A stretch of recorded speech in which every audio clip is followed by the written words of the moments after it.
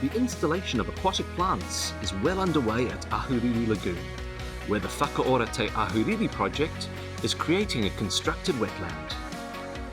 Between November 2019 and February 2020, more than 80,000 aquatic plants will be planted in the wetland.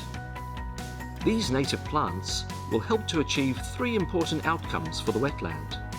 They will help clean the water, provide a habitat for animals, and help to restore the area as a mahinga kai site where iwi can gather food. Before aquatic planting could begin, the water level of the wetland needed to be lowered to a level that would allow planting to be possible while still leaving enough water to keep the plants alive. After plants have been installed, they are temporarily covered with a protective netting to prevent pukeko from pulling them out before they get established.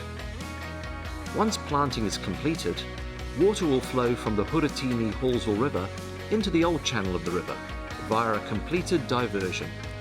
The water then travels from the old channel into the main body of the wetland and through the aquatic plants, with the clean water then flowing through a mahinga kai site at the end of the wetland and past an island that has been planted for bird habitat before rejoining the Huratini Hallsville River via a final culvert.